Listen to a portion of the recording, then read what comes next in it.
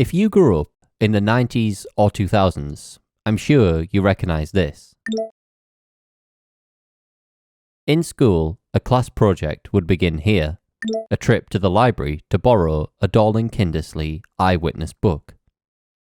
Today, these books and their accompanying media may appear as ancient as the civilizations they describe, but look closer and you'll find a world of educational optimism which holds a special place in the hearts of many. Come with me now, walk through the halls of the virtual museum and re-enter the world of the Utopian Scholastic aesthetic.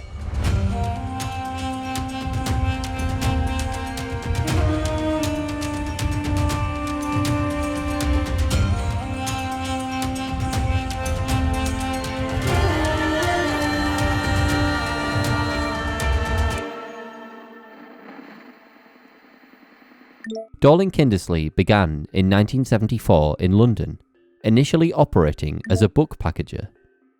By 1982, they had begun to publish their own books, and by 1988, the first instalment of the Eyewitness series arrived. This series of books revolutionized non-fiction reading, bringing to life history, geography, zoology, engineering, music, and more. It made information accessible, especially for children, at a time when the internet was in its infancy. Instead of pulling up Google or Ask Jeeves, your first instinct would be to grab your trusty Eyewitness guide. Contained within the pages of these glorious books were full colour images with informative captions and annotations, set against a simple white background. Highly engaging and full of life, compared to the stuffy old reference books which came before. Millions of kids, including myself, became immersed in Dorling Kindersley's output, which included CD-ROMs and even a documentary series, which was jointly produced by DK Vision, the BBC, and Oregon Public Broadcasting. Beautiful analogue photography and illustration collided with the exciting new world of digital graphics in DK's books and media, epitomizing the aesthetic we've come to know today as Utopian Scholastic.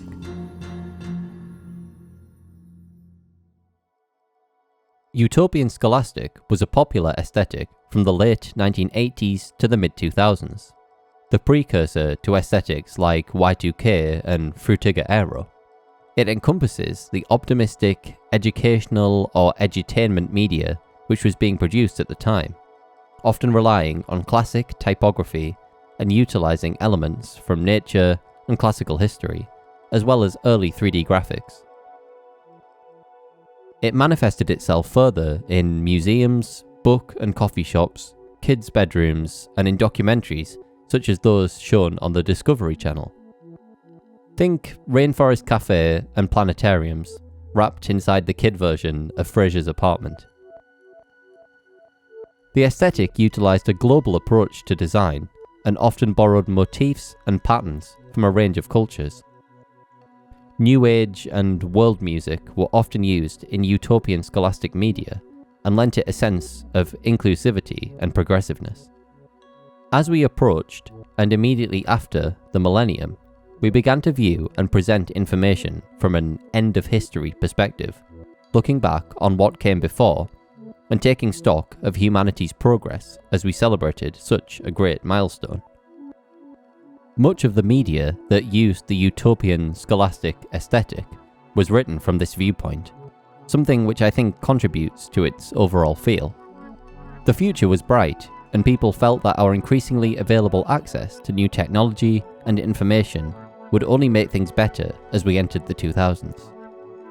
This aesthetic really did give forth an aura of optimism, discovery, and global betterment, especially when viewed through the eyes of a child. The Dorling Kindersley books, CD-ROMs, and documentaries really are the poster children of Utopian Scholastic, and form a large part of its visual identity. You could become a world explorer, hunt for dinosaurs, be introduced to the wonders of history, or gain an understanding of the human body. And that's only scratching the surface of the material that they were outputting at this time. There's a glorious, nostalgic quality to this stuff now, especially for those who grew up being inspired by this carefully thought out and educationally rich content. When flicking through some of the books on the Internet Archive, I realised that the illustrations have stayed with me in the back of my mind all these years, and seeing them again is like greeting an old friend. Some of my favourites from back in the day were Arms and Armour, Film, and Castle, although I came into contact with probably dozens more at school and at home, and distinctly remember that the animal books were very popular, along with the Egyptian and Roman books. Outside of the Eyewitness series, I remember loving the cross-section books, which were illustrated by Stephen Beastie, and were absolutely packed with breathtaking, hand-drawn images. Similarly, The Way Things Work by David Macaulay proudly sat on a display shelf in my classroom at school. I had a personal copy of Star Wars Episode 1, The Visual Dictionary, which, according to Wikipedia, was massively overprinted along with their other Star Wars books and resulted in 10 million unsold units, effectively bankrupting the company and forcing it to be sold to Pearson. As for CD-ROMs, the virtual reality series was based on the virtual museum from the documentaries and loosely tied into the theme of each episode, the most famous of these being Dinosaur Hunter, which is unintentionally an early liminal horror game and creeped out thousands of kids with its unsettling atmosphere.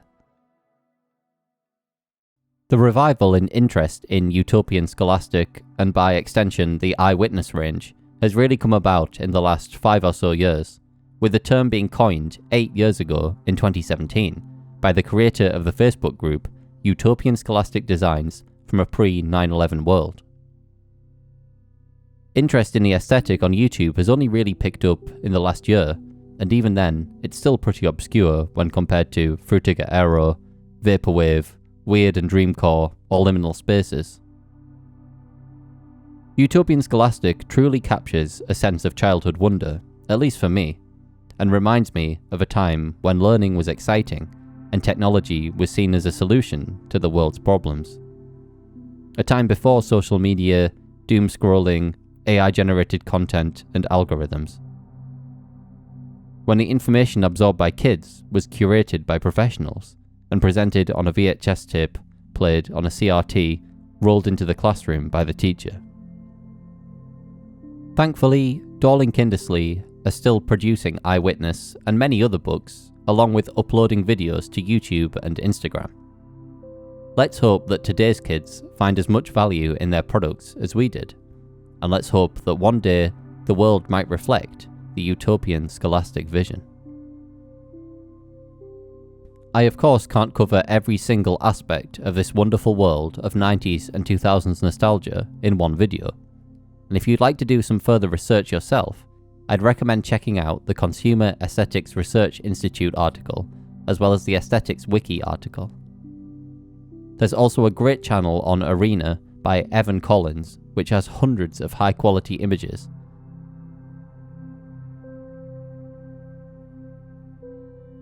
Thank you for watching to the end of the video. If you've enjoyed your time spent here with me today, you could leave a like, and if you're feeling extra generous, you could subscribe and check out my other content. I know I certainly have enjoyed researching and creating this video.